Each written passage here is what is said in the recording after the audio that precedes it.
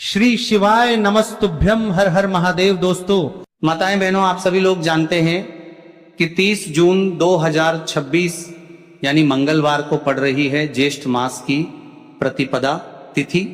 और दोस्तों, ये वह तिथि है जो ज्येष्ठ मास में पड़ने वाली सबसे बड़ी तिथि है, क्योंकि ये ज्येष्ठ मास में पड़ने वाली है और इसका बहुत ही बड़ा और विशेष महत्व होता है। पूज्य गुरु जी ने कहा है कि अगर कभी भी मौका लग जाए और ज्येष्ठ मास की प्रतिपदा तिथि मंगलवार को पड़ जाए तो आप लोगों को एक चुटकी सिंदूर का उपाय तो अवश्य ही करना चाहिए। इन दोनों का संयोग बहुत ही कम आता है।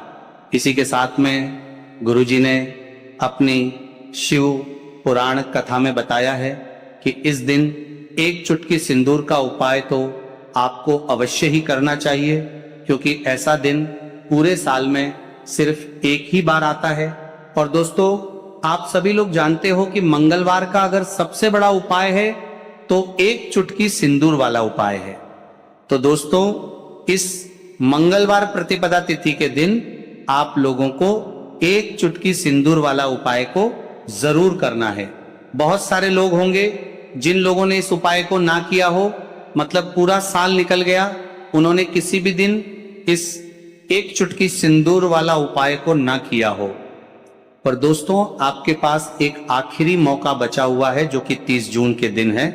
तो इस दिन आप लोगों को इस वाले उपाय को जरूर कर लेना। भले ही आपने पूरे महीने भर इस उपाय को न किया हो, पर अगर आपने इस ज्येष्ठ मास के मंगलवार के दिन अगर इस वाले उपाय को कर लिया तो आपको इस उपाय को करने का वो फल मिलेगा जिसकी आपने कभी कल्पना भी नहीं करी होगी। इसीलिए आप लोग इस वाले उपाय को एक बार जरूर कर लेना है, ताकि आप लोगों के हाथ से यह मौका ना जा सके और आपको इस उपाय को करने का फल मिल सके। दोस्तों, यह उपाय पंडित जी ने अपनी अभी ही शिव महापुराण की कथा में बताया है, जिस उपाय को आज हम आपको बहुत अच्छे से समझाने वाले हैं। इस वीडियो को देखने के बाद इस उपाय को समझने के लिए आपको कोई और वीडियो को देखने की जरूरत नहीं पड़ेगी। तो चलिए दोस्तों, उपाय को शुरू करते हैं। देखिए, यह इस ज्येष्ठ मास के मंगलवार प्रतिपदा तिथि के दिन ये इतना खास होता है, इतना महत्वपूर्ण होता है कि देखा गया है कभी कभी बड़े बड़े पूजा पाठ अनुष्ठान से जो मनोकामना पूर्ण नहीं होते, वह ज्येष्ठ मास के दिन मंगलवार प्रतिपदा तिथि के दिन एक छोटे से उपाय करने से ही आपकी मनोकामना पूर्ण हो जाती है।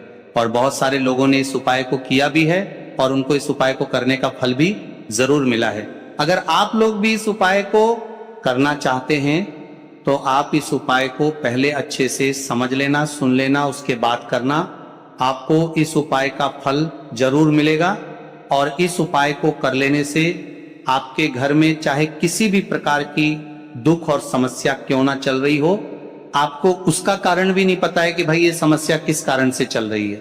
उसका कुछ भी कारण हो सकता है, जैसे पितृदोष हो सकता है या किसी भी तरह का मंगल दोष भी हो सकता है। तो इस दिन आप लोगों को ये वाला उपाय कर लेना है। ये एक ऐसा उपाय है जिस उपाय को अगर किसी विशेष दिन पर किया जाए तो भाई उस विशेष दिन का जो फल है वो तो मिलता ही मिलता है, पर हमने उस दिन पर इस उपाय को किया है तो हमें उससे भी बड़ा फल मिलता है और फल बहुत जल्दी मिलता है, क्योंकि आप इस उपाय को बहुत ही बड़े और विशेष दिन पर कर रहे हो। तो चलिए अब उपाय के बारे में बात करते हैं, लेकिन उससे पहले आप लोगों को यह जानना आवश्यक है कि आखिर ये उपाय किस समय करना है, किसको करना है और कैसे करना है।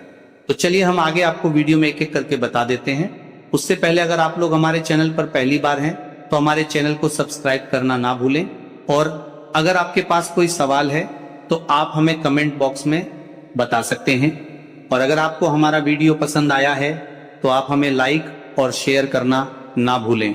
और अगर आपको हमारे चैनल की जानकारी चाहिए तो आप हमें फॉलो कर सकते हैं। और अगर आपके पास कोई प्रश्न है तो आप हमें कमेंट बॉक्स में बता सकते हैं, और कमेंट बॉक्स में श्री शिवाय नमस्तुभ्यं ओम नमः शिवाय जरूर टाइप कर देना। तो दोस्तों, इस एक चुटकी सिंदूर वाला उपाय को हमें इस मंगलवार प्रतिपदा तिथि के दिन कैसे करना है, किसको करना है, किस समय करना है और कहां पर करना है, ये सारे सवालों के जवाब आपको इस वीडियो में मिल जाएंगे। और जो ये वीडियो देखेगा भाई उसको एक चुटकी सिंदूर वाला उपाय जरूर करना चाहिए, क्योंकि इस दिन पर एक चुटकी सिंदूर का बहुत ही बड़ा और विशेष महत्व होता है। और जब बात आ जाए एक चुटकी सिंदूर की, तो ये सोने पर सुहागा वाली बात हो जाती है और ये एक बहुत ही बड़ा उपाय हो जाता है इस मंगलवार प्रतिपदा तिथि का। तो अब दोस्तों, इस एक चुटकी सिंदूर वाला उपाय को आखिर करना किसको है, सबसे पहले हम लोग वो बात जान लेते हैं। तो देखो, घर की जो बड़ी बड़ी माताएं बहनें होती हैं, उन माताओं बहनों में से कोई भी एक बड़ी माता बहन इस वाले उपाय को कर सकती है। और दोस्तों, अगर आप चाहे तो अपने घर में से सभी सदस्यों को भी इस उपाय को करवा सकते हैं। अगर किसी व्यक्ति की खुद की कोई मनोकामना है, खुद की कोई दुख और परेशानी है जो कि वो अपने लिए ही करना चाहता है, इस वाले उपाय को तो वो खुद अपने लिए भी कर सकता है। बाकी अगर कोई घर में से ऐसा है जो कि अपने पूरे घर परिवार की सुख और शांति के लिए ये वाला उपाय करना चाहता है, तो भाई वो भी करना चाहता है, तो अभी करना चाहता है, सकता है, उसमें भी कोई दिक्कत वाली बात नहीं है। कहने का मतलब ये है कि इस उपाय को हर सदस्य भी कर सकता है और पूरे घर परिवार के सदस्य के लिए घर की बड़ी माताओं बहनों में से कोई एक माता बहन भी कर सकती है। माताएं बहनें अगर घर में उपस्थित ना हो या ये वाला उपाय ना कर पा रही हो, तो फिर घर का कोई बड़ा सदस्य भी इस एक चुटकी सिंदूर वाला उपाय को कर सकता है, चाहे फिर वो पुरुष ही क्यों ना हो, उसमें कोई भी दिक्कत वाली बात नहीं है। अब दोस्तों, जो अगला प्रश्न निकल कर आता है वो ये आता है इसको लेकर कि आखिर इस उपाय को हमें किस समय करना है, सुबह के समय करना है कि शाम के समय करना है। तो देखो, इस वाले उपाय को आप लोग सुबह के समय भी कर सकते हो और शाम के समय प्रदोष काल में भी कर सकते हो। अब अगर आप पूछो कि भाई साहब सबसे